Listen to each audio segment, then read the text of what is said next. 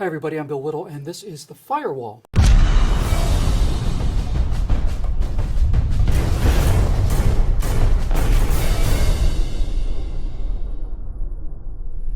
On Thursday, September 25th, 2014, to hear the media tell it, disgruntled worker Alton Nolan arrived at work at the Vaughn foods plant in Oklahoma City shortly after being fired.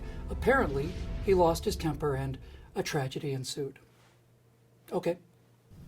You know who this is? This is Stephanie Germanotta. Surely that name rings a bell, no? How about Lady Gaga? That's the name she chose for herself. The name Alton Nolan chose for himself is Jakim Yisrael. Why do we call Stephanie Germanotta Lady Gaga while Alton Nolan is still Alton Nolan? Well, it's because if the press referred to Alton Nolan by the name he uses to refer to himself, Jakim Yisrael, then we'd have to face some unpleasant facts. And reporting unpleasant facts is not allowed in the era of Obama, because if unpleasant facts were reported in the era of Obama, there wouldn't be an era of Obama. Is it really fair to refer to Alton Nolan as Jakim Yisrael?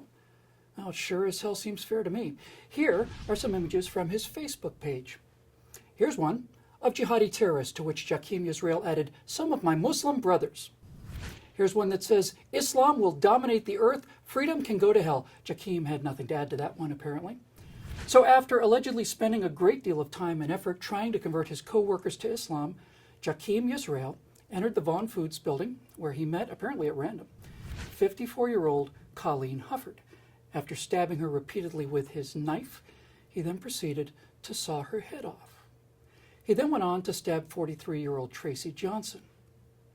Now, also on his Facebook page, Jakim Yisrael had posted a picture of the Statue of Liberty, to which he added the caption, "She is going into the flames, she and anybody who's with her."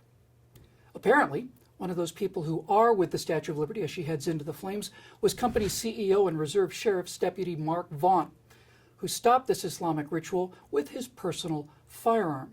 Because unlike the soldiers at Fort Hood, Texas, where an identical Islamic murderer, Nadal Hassan, stood on a table shouting Allahu Akbar as he killed 13 back in 2009, Mr. Vaughn had not surrendered his constitutionally guaranteed Second Amendment right to life, and so he took action as an American citizen, saving the life of Tracy Johnson and God knows how many others. No doubt, Mr. Vaughn, who should be given the Medal of Freedom, will live forever regretting that he didn't arrive on the scene in time to save Colleen Hufford. Now, this story is profound. What happened in Oklahoma City is even bigger than the collision of reality and the narrative, because both domestic Islamic radicalism and the issuance of concealed carry permits are both sharply on the rise. So the question we'd better start asking is not whether or not you have a right to defend yourself, but rather whether we have an obligation to defend ourselves. Because the left, you see, actually secretly admires people like Jakim Yisrael. They admire them for having the courage to do what they will not do, namely get their hands dirty or bloody, as the case may be. The left and these Islamic murderers are in a symbiotic relationship, and they both know it. Both depend on the other to weaken traditional American strength. The left at home and the jihadis overseas. Papering over a few beheadings is a small price to pay to keep that alliance together, especially since this happened in Oklahoma. I mean, it's not like Colleen Hufford was a celebrity or a real person or anything. If they beheaded Barbara Streisand, well, then there would have been some hand-wringing to do. No, they will let this domestic cancer grow, because if Americans wake up to the reality that the media is in fact in the news suppression business, well, they may start to wonder what other stories have been suppressed.